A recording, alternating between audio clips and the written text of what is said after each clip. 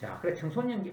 그래 청소년기를 이제 이 북경에서 이렇게 이제 보내야 되는데 이 청소년기와 결혼, 적족의 에피소드와 결혼식 날의 에피소드, 정조의 경물궁리의 실험, 어릴 때 그 청소년기에 뭐 그때는 참 이게 그 성리학이 좀 지배 이념으로 이제 그 이야기 되고 지배 이념의 역할을 하고 과거 시험은 뭐 이제 주자학적 성리학, 주자학을 중심으로 해가지고 이제 과거 시험을 봤기 때문에 학교에서 배우는 것도 이제 주자학이다, 정주학, 주자학이다 이야기죠. 그래서 성리학이라는 얘기죠. 그런데 여러분들한테 이미 그 성리학 할 때 이미 여러분한테 강의했듯이 그 정주학에서는 경물궁리를 중시하죠. 경물궁리. 그러니까 사물을 외물 바깥 사물을 경험해서 이치를 이제 공부한다. 그래서 이제 일을 갖다가 얻는다 하는 그런 어떤 사상 내용이 이제 있었죠. 근데 그 당시에 전부 다 경물궁리가 맞으면 어떤 그 사상에서 아주 이제 중요한 핵심적인 이제 주제로 이제 이야기 이제 되었던 것이죠. 그래서 부친이 북경에서 벼슬할 때 그 관서의 뜰에 있는 대나무를 친구 전씨 이름은 알려주지 않고 전시성을 가진 그 친구와 7일 동안 이제 격하였다. 그 대나무 앞에 가가지고 정자와 주자가 그러니까 정의와 주의가 그러니까 가장 대표적으로 이제 주자가 경물궁리해라 했다. 사물을 갖다가 격해가지고 이치를 궁구해라 그랬다. 하니까 우리 그렇게 해보자. 그 친구와 같이 그 7일 동안 대나무 앞에 가만 대나무를 뚫어져라 보고 그 이치를 궁구하라 했다 이야기죠. 그런데 7일 동안 격해도 어둠이 없었다. 그래서 먼저 친구가 이제 맞자면 이게 거의 뭐 스트레스 받아가지고 막 거의 정신질환 걸릴 정도로 이게 나가 떨어졌다 이야기니까. 그러니까 그럼 네가 참 그런 역량이 부족해서 그렇다. 내가 해볼게 해가지고 왕수인도 그렇게 했지만 역시 어둠이 없었다. 그래서 격적으로 경물함에 실패 후 그럼 그 원인이 어디 있느냐? 그래서 이제 경물궁리가 잘못된 것이 아니고 자신들은 성인이 될 자질이 없어서 그렇구나. 자신들은 성인이 될 자질이 없다 여기서 그 현실의 사정학으로 방향을 전했다. 맞아, 문장을 쓰는 그런 어떤 유가 중에서 문장을 쓰는 그런 한나라 당나라 때의 사정학, 그러니까 글짓기하고 과거 시험 보고 하는 그런 현실이 요즘 시라면 노술 공부하는 그런 유가로 이렇게 방향을 전했다는 이야기입니다. 그리고 왕수는 특히 도교 신선술에 빠졌다. 그리고 담약수 나중에 이게 나중에 본격적으로 학문을 하게 될 때 이 담약수란 사람도 그 유명한 이 심학계통의 그 유명한 사람이었습니다. 그 담약수하고 이제 친구면서 그리고 어떤 학술적으로는 서로 어떤 토론과 논쟁을 하는 그런 사이였습니다. 그래 나중에 담약수하고 그 다음에 어떤 전덕홍 왕기라는 사람은 왕순이 아주 중요한 제자 중에 두 사람입니다. 전덕홍과 왕기가, 담약수 전덕홍 왕기가 나중에 이제 왕순이 돼가지고 사람이 일대기에서 요약한다. 왕순이 죽고 난 다음에 일대기에서 요약했는데 그 요약한 바대로 다양한 방면에 관심을 가진, 그러니까 말하자면 담약수 전덕홍 왕기 이 사람들이 왕순이 일대기에 대해서 이제는 평을 할 때 참 왕순이나 사람은 다양한 방면에 관심을 이제 가졌다. 그 실제적으로 다양한 방면에 재능이 가지고 그런 능력을 발휘한 거니까. 칼을 차고 있는 그리고 이제 무예에 능하고 또 병법에 능했습니다. 병법에. 그러니까 장군으로서 맞으면 어떤 반란을 진압하는 데서 아주 병법을 갖다가 아주 잘 구사를 해가지고 반란을 이제는 진압했습니다. 전혀 한 번도 실패함이 없이 반란을 다 진압할 정도였습니다. 또 아까 이야기한 대로 서법, 서에 아주 능해서 북글씨를 아주 잘 썼다 그랬죠. 가장 대표적인 능력은 당연히 철학이죠. 철학. 그 다음에 여기서 이 결혼에 관한 에피소드입니다.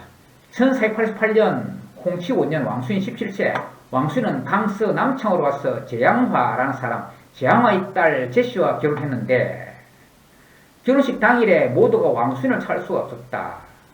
그날 왕순은 한가로이 산책을 하다가 어떤 도사를 만났는데, 도사는 그 도교의 승려를 도사라고 합니다. 도교의 승려를 도사라고 합니다. 어떤 도사를 만났는데 그는 가부좌를 하고 있었다. 왕순이는 그 도사에게 가르침을 청하니 도사는 왕순에게 양생술에 대해서 한 차례 말해주었다. 왕순은 도사와 마주하여 정조하고 돌아갈 것을 잊고 있었는데 이튿날이 되었어야 그의 장인이 그를 찾아서 돌아왔다.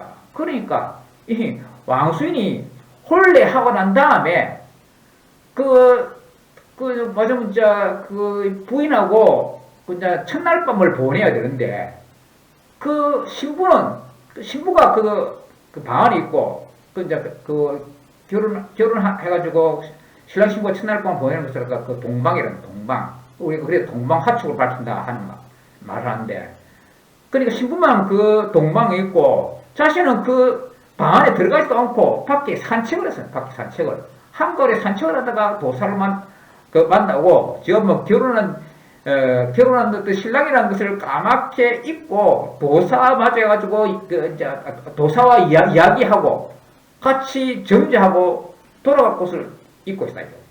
그리고 하룻밤이 지났다. 하룻밤이. 이탈이 되었어야 그 장인이, 마치면 장인마라, 온 가족들이 거기에 왕순을 찾는 것이죠. 장인이 그를 찾았었는데 데리고 돌아왔다는 그 이야기입니다. 참, 신부는 얼마나 황당합니까? 참. 이런 에피소드가 있다는 이야기입니다.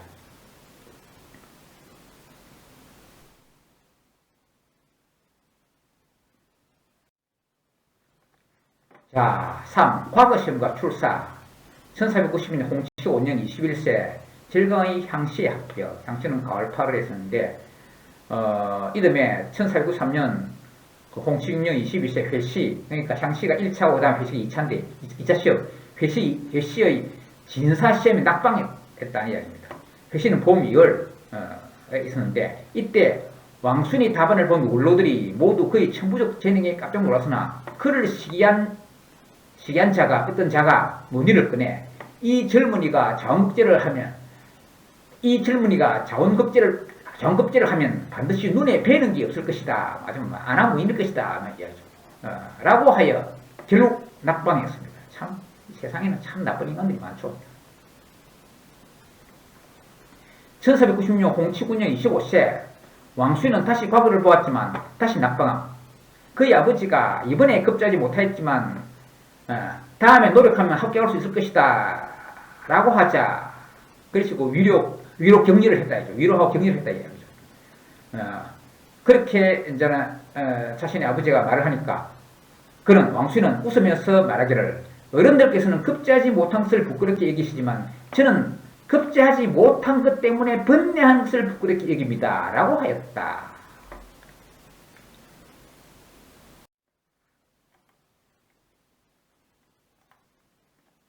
자, 1499년 홍치 12년 28세, 마침내 진사로 합격합니다. 그 다음에 이듬해 1500년에 29세에 형주부사에 제수됨. 1501년 가을에 30세 가을에 강북의 제수를 감찰하는 명을 받았으며, 이듬해 여름 복명하기 위해 경사로 돌아감, 북경으로 돌아감. 자, 4. 회계산의 양명동. 아까 이야기했죠. 회계산으로 유명한 산이 있는데, 이 도교 계통에서 유명합니다. 아까 이거 양명동이 도교 관련 그 명칭이라 그랬죠. 그 지역도 그러니까 도교와 관련된다는 이야기입니다.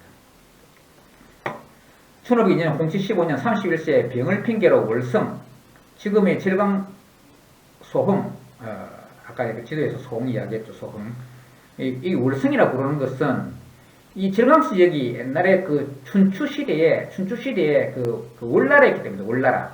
지금은 그 위에 강초성은 오나라고, 질강성은 그 월나라에서 월나라. 그래 강초성 지역과 그 남경이 있는 곳이 이제 강초성이고 밑에 항주가 있는 곳이 그 질강성인데, 그러니까 질강성은 이전에 그 월나라고, 강구송은 이전에 오나라였습니다. 오나라. 여러분 잘 알죠?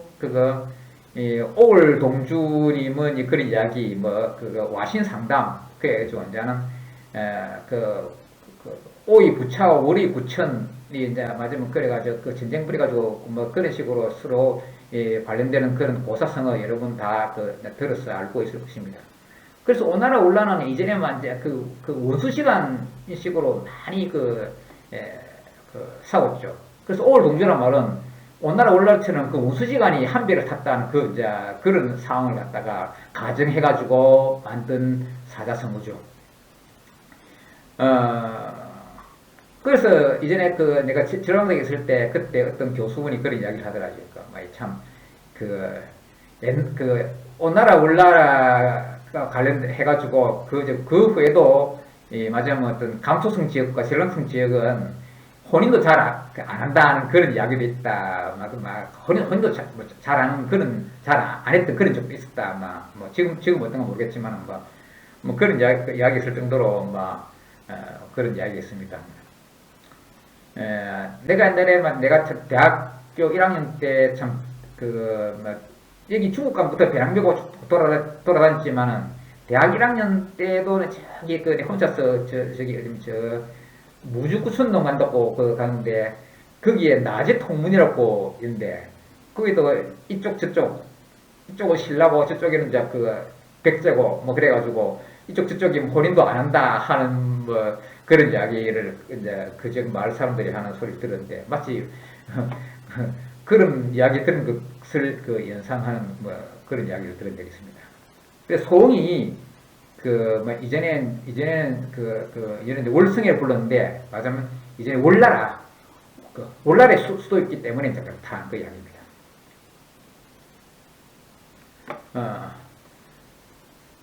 월성으로 돌아와 회계산 안에 양명동에 집을 지음, 스스로 양명자로 일컬음, 이로 인해 그를 세칭 양명성이라 하고 역사에서 그를 왕양명이라고 읽게 된 이면 이야기고. 그런데 이게 또 이제 이 지역이 또 다른 어떤 이제 역사와 관련이 있습니다. 질강성 소홍의 회계사는 지금 국립공원인데, 안에는 옛날 하나라 우인거의 무덤이 있어서 그것을 대우롱으로 일컬음. 자, 이전에 이상적인 성인 임금을 들 때 가장 대표적인 임금이 이제 요임금, 순임금이라죠. 그래가지고 요임금, 순임금한테 임금자를 물어주고, 순임금, 우임금한테 이제 임금자를 물어주게 되는데, 우임금도 이제 성인의 반열로서 이제 이야기 되는데, 요임금, 순임금, 다음에 하나라, 우임금. 그래서 우임금부터는 그 다음에는 요순부까지는 선양해가지고 자식한테 안 물려주고, 임금자를 자식한테 안 물려주고, 임금의 덕이 있는 사람한테, 훌륭한 사람한테 임금자를 이제 물려줬다는 얘기죠. 그래서 선양이라고 그러는데, 우임금부터 이제 세습이 돼서 이제 왕조 시대가 세습 왕조가 시작되었다 하는 얘기죠. 그전에는 왕조를 하더라도 세습이 선양이 왕조고, 하나라 때부터 이제 세습 왕조가 시작되었다 하는 이제 이야기가 있죠. 그러니까. 그리고 이제 그런 역사가 있다. 그런 역사가 있다 그러죠. 이제 역사적으로 그런 식으로 이제는 이제 상황이 이제 전개가 되었다는 것입니다. 그래서 상황이 이제 전개됐다는 이야기입니다. 그런데 우임금의 무덤이 바로 이 회계산에 있다는 이야기. 그래서 우임금을 좀 높여 불러서 대우의 릉이다. 대우릉으로 일컬음. 내가 당연히 여기 가봤죠. 자, 여기입니다. 버스를 타고, 소홍에서 이제 호텔에 묵으면서 버스를 타고 이제 대우릉에서 이렇게 내렸습니다. 이게 버스 그 표지판, 버스 표지판. 대우릉, 대우릉 이렇게 됐습니다. 그 버스 정수 명칭이 이제 대우릉이라는 얘기죠. 자, 이 지역이 이렇습니다. 자, 이 전체가 이거 그 회계산 국립공원입니다. 회계산 국립공원. 여기 회계산 대우릉 이래가지고 이 앞에 지역이 굉장히 넓죠. 자, 이런 시설물이 있습니다. 대우릉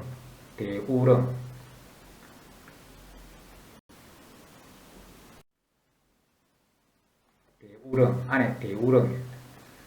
근데 참 그 아까 그 입구에서 그 어떤 그 30대의 어떤 젊은 그 중국인 그 남자 두 사람을 참 만났는데 그 입구에서 뭐 이렇게 입구 표지판에 보면 막 그 중국어로 표기되어 있고 그 우리나라 말로도 이렇게 설명문이 쭉 있고 해가지고 그 사람들이 이게 이거는 한국말이다 뭐 이렇게 이야기하길래 내가 그 말을 듣고는 내가 바로 한국 사람이다 내가 이래 이야기했다고 그렇습니까 하면서 그래가지고 막 그때부터 제 사람이 막 같이 다닐 수 있습니다.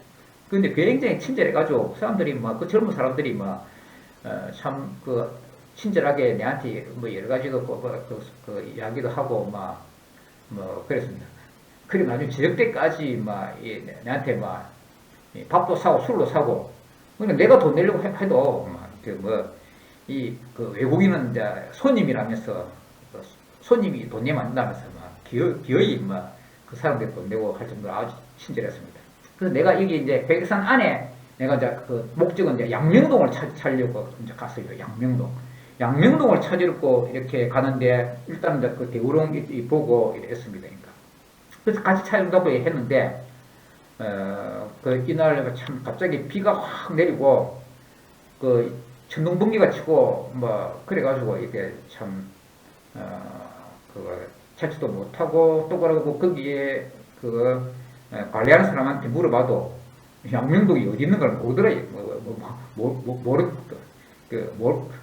몰랐습니다. 당시 그 사람들이 몰라가지고 거기 관리하는 사람도 양명동이 어딘가 몰라가지고 결국은 가보지를 못했는데 일단 뭐 그 지역을 이렇게 가봤다는 이야기입니다. 대우릉 무덤이 뭐 실제 이때보다 그 이제 자리가 이제 대우릉이라는 이야기입니다. 그런데 양명동이 왕양명 고향인 그 절강 여요 남쪽 사명산이 있다는 설도 있습니다. 명대 풍목룡의 사명산 주장의 설인데 청대 모기령은 절강성 소산 출신인데 이것은 항주 근처에 요즘 비행장이 있는데 우리나라로 치면 이거 부산으로 치면 그 부산 인근의 그 비행장은 김해죠. 그처럼 항주 인근의 비행장이 있습니다. 소산인데 소산공항 이렇게 되는데 모기령은 또 유명한 사람입니다. 모기령이 절강 소산 출신인데 청대 모기령의 그 회계산 주장이 있어요. 모기령은 회계산에 이제 그 양명동에 있다 주장을 했습니다. 좀 통상은 이게 그 회계산 설이 아주 좀 유력합니다.